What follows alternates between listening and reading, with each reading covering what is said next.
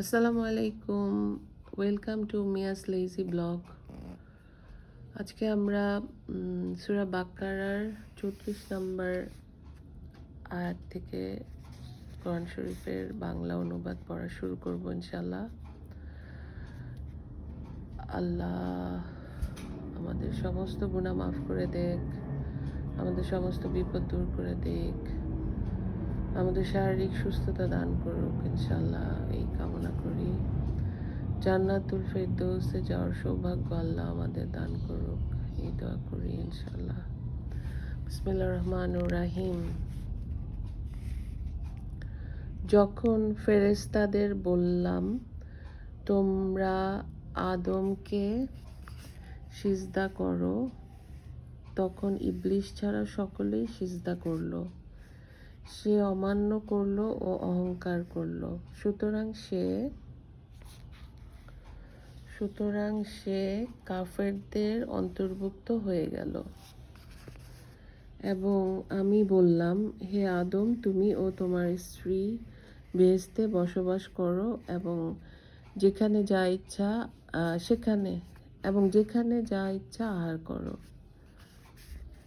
এবং আমি বললাম, হে আদম, তুমি ও তোমার স্ত্রী বেহেশতে বসবাস করো এবং যেখানে যা ইচ্ছা আহার করো, কিন্তু ওই গাছের কাছে যেও না, অন্যথায় নফরমানদের দলভুক্ত হবে। কিন্তু শয়তান তা থেকে তাদের পদসংখ্যল ঘটালো এবং বেহেশতে থেকে তাদের বের করলো। আমি বললাম, তোমরা একে অন্যের শত্রুরূপে নেমে যাও। দুনিয়াতে কিছু দিনের জন্য তোমাদের বসবাস ও জীবিকা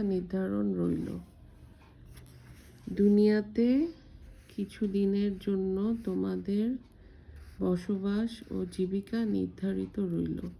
এই যে আল্লাহ বলছে দুনিয়াতে কিছু দিনের জন্য, এই কিছু দিনেই কত ঘটনা, কত কিছু হয় আমাদের জীবনে। আল্লাহ আমাদের সমস্ত কষ্টে, সমস্ত দুঃখে ধৈর্য ধারণ করার সৌভাগ্য দান করুক ইনশাল্লাহ। এবং এই কষ্ট সহ্য করার বিনিময়ে আল্লাহ আমাদের জান্নাতুল ফেরদৌস দান করুক ইনশাল্লাহ, আমিন। বিসমিল্লাহির রহমানির রহিম। অতঃপর আদম তার পালনকর্তার কাছ থেকে কিছু বাণী পেল। আল্লাহ তার প্রতি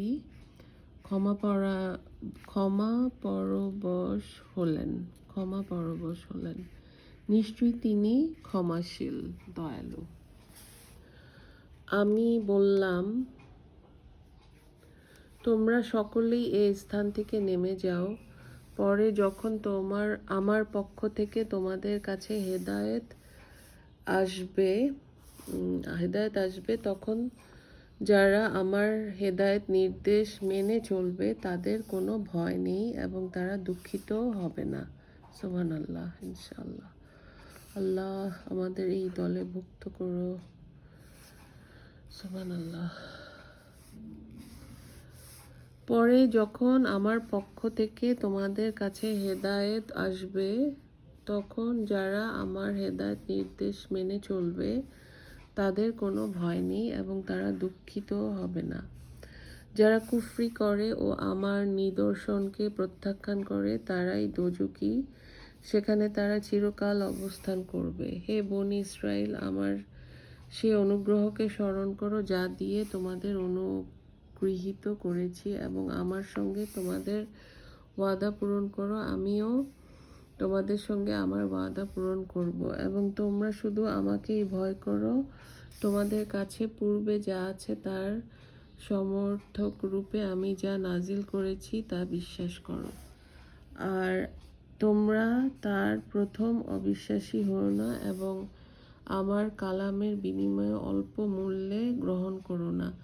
তোমরা শুধু আমাকেই ভয় করো। তোমরা সত্যকে মিথ্যার সাথে মিলিয়ে দিও না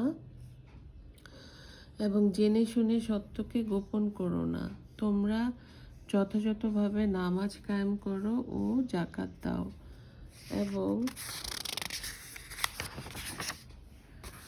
এবং যারা সিজদা করে তাদের সঙ্গে সিজদা করো। তাদের সাথে সিজদা করো। কি আশ্চর্য, তোমরা নিজেরা ভুলে গেলে মানুষকে সৎ কাজের নির্দেশ দাও, অথচ তোমরা, এটা কি আমি পেজ নাম্বারটা দেখি, এখানে 11, ওকে ঠিক আছে, পেজ 11, 12, হ্যাঁ ঠিক আছে। যারা সিজদা করে তাদের সঙ্গে সিজদা করো। কি আশ্চর্য, তোমরা নিজেরা ভুলে গিয়ে মানুষকে সৎ কাজের নির্দেশ দাও, অথচ তোমরা কিতাব পাঠ করো। তবে কি তোমরা বোঝো না? তোমরা ধৈর্য ও নামাজের মাধ্যমে সাহায্য প্রার্থনা করো এবং অনুগত গণ ছাড়া আর সকলের কাছে নিশ্চিতভাবে এ কঠিন। তোমরা ধৈর্য ও নামাজের মাধ্যমে প্রার্থনা করো।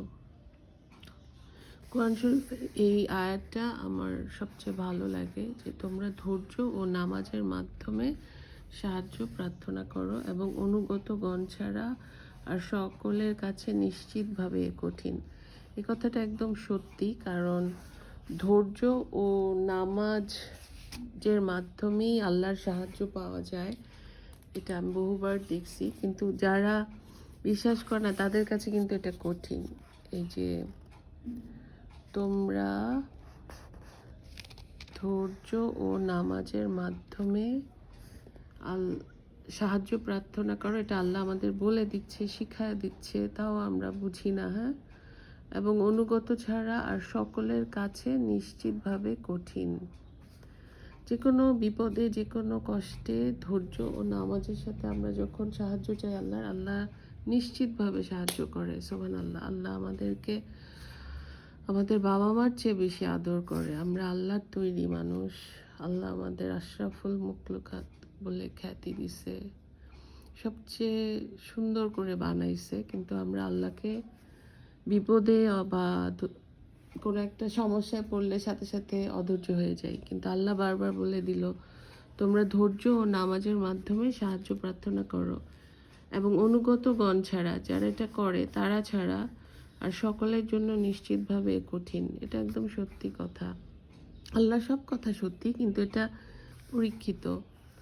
যারা বিশ্বাস করে যে তাদের পালনকর্তার সাথে নিশ্চিতভাবে তাদের সাক্ষাৎ ঘটবে এবং তারই দিকে ফিরে যাবে, যারা বিশ্বাস করে যে তাদের পালনকর্তার সাথে নিশ্চিতভাবে দেখা হবে, তাদের সাক্ষাৎ ঘটবে এবং তারই দিকে ফিরে যাবে, তাদের জন্যই এই ধৈর্য ও নামাজের মাধ্যমে আল্লাহ প্রার্থনা করতে বলছে। আজকে আমি এই পর্যন্তই পড়ব। আলহামদুলিল্লাহ, 46 আয়াত, 46 নম্বর আয়াত পর্যন্ত সূরা বাকারার। আল্লাহ আমাদের এই কোরআন শরীফের বাংলা অনুবাদ পড়ার মাধ্যমে যে রহমত দিবে, তার মাধ্যমে আল্লাহ যেন আমাদের বেহেশতে যাওয়ার সৌভাগ্য দান করে ইনশাআল্লাহ। এই কোরআন শরীফ পড়ার রহমত থেকে আল্লাহ যেন আমাদের বেহেশত দান করে ইনশাআল্লাহ। আমাদের রাসূল সাল্লাল্লাহু আলাইহি ওয়াসাল্লামের প্রতি আল্লাহ রহমত নাজিল করুক, সালাম পৌঁছায় থাক ওনার পরিবারের প্রতি, সকল সাহাবী ও সকল নবী ও রাসূলের প্রতি রহমত নাজিল করুক, সালাম পৌঁছায় থাক আল্লাহ। আমার মৃত বাবা মা আর আমার বড় ভাই বড় ভাবিকে রহমত নাজিল করো, বেহেশতের সুবাসের মধ্যে রাখো আল্লাহ। আল্লাহ আমার কবরে বেহেশতের সুবাসের মধ্যে রাখো আল্লাহ। আমার পরিবারকে বেহেশতের সুবাসের মধ্যে রাখো ইনশাআল্লাহ, আমিন।